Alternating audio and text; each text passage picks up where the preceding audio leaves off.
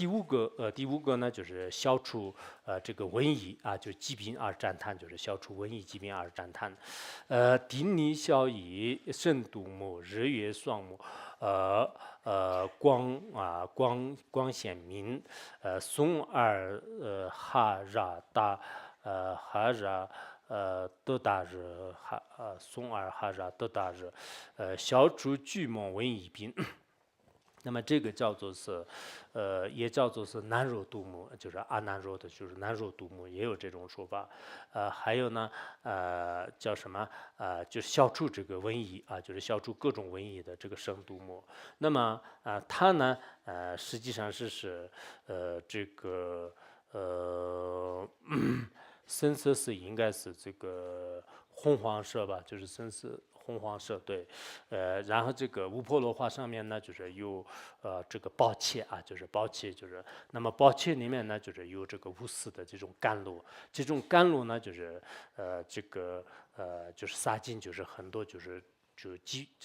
甘肃这个疾病的这些众生的这个身体，然后呢，就是牵出他们的这个瘟疫当啊，就瘟疫当，而且这个度母呢，就是它的这个双目啊，就是太阳啊，就相当于是这个太阳和月亮那样的这个光芒，然后呢，就是牵出众生的这个心理相续当中的各种这个痛苦和疾病啊，就是疾病，还有呢，就是我们这个颂就是二个这个哈拉。啊，就是送两个哈拉和还有这个德达热啊，就是送这个杜牧的这个信主，送这个哈拉和德达热的这个信主。那么通过这种信主的话呢，一切的这个瘟疫都可以迁出啊。就是那么这个咒语的话呢，我们达里德达里，南无哈拉赫拉吽哈拉苏哈，南无南无。对，我们大力的大力就是这个是前面我们大力的大力就这个是一样的。然后呢说南无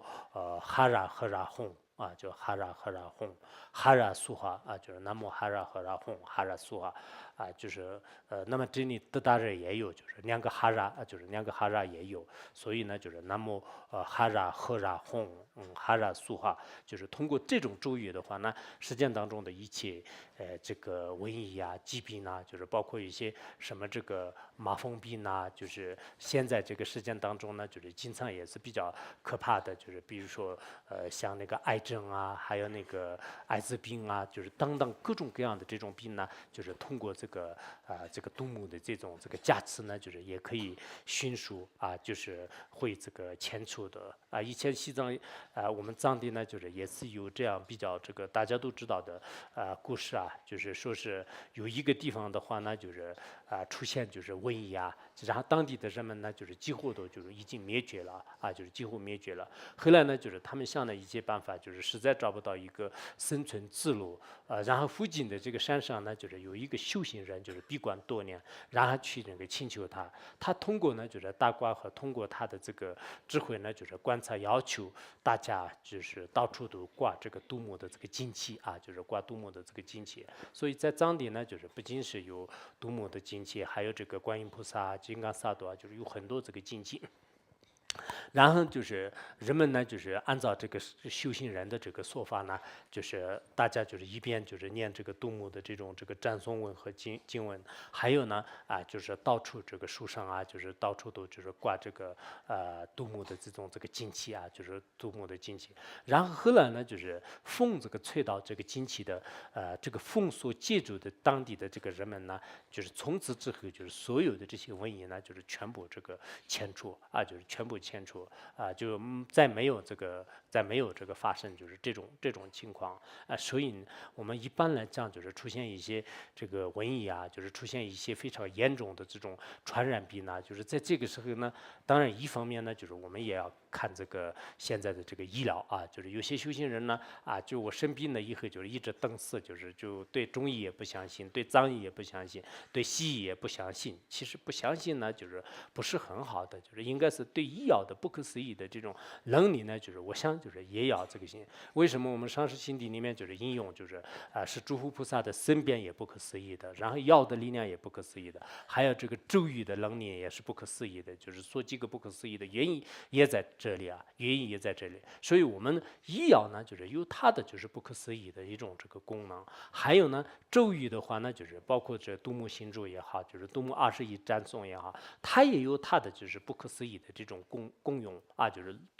能力。但是这种能力呢，非专业人员呢就是不知道。比如说从来没有学过医的人呢，然后呢你就觉得是这个中药很奇怪，就是好几个草就是对在一起呢，怎么会治病呢？就从来不懂这个医的人呢，就是会可能这样这个想的。同样的道理，我们现在这个蚊子呢，就是蚊子上啊，就是这几个蚊子为什么是有这么力量啊？前一段时间我遇到一个老师，就是他说为什么就转进来这样转有功德啊？就是然后后来我给他也讲了一些，就是因为确实他内心当中呢有一些邪见呢，就是因为他也不懂，就是我们实践当中的很多咒语的作用啊，还有一些这个法尔尼的这个道理啊，很多道理都是不懂的。但是这一点呢，可能通过就是很长时间的学习以后才懂得啊。我从来都是没有接触过任何的这个药方的话，那就是让我一下子就是让结束啊。就我经常有时候看到这个就中医的时候呢，就是很奇妙的啊。就我课堂上也是经常说了，就是一般中医看病的时候呢，就是也比较简单，就是他非要就是看看就是舌头，我看，你眼睛，对，好，你回去了，就是我开个中药，就很简单的。但实际上他有他的窍诀，就是有窍诀的话，不懂窍诀的人像我这样说这个中医不合理的话，那就是这是一种非常不合理的。同样的道理，我们这个对佛教的这个非专业人啊，非专业人呢，就是觉得我们佛教里面只怎么回事？山上有挂的这个经气啊，苏尼拉的这个念珠啊，就是转经轮啊，还念经啊，这些都是不是一种多余的事？这就是我们一种环境在这个唯物论的这个生活当中啊，就这样的这个生活当中产生这样的恶念是这个情有可原的。但是呢，如果我们没有动到了真正的它的真实意义的价值啊，就像我们大黄王这个光明藏论里面后来专门讲那个灯池的这个功德和这个价值啊，注意的功德和价值啊，就是这些一讲了以后呢，是明白的，不但是明白，而且呢没有任何就是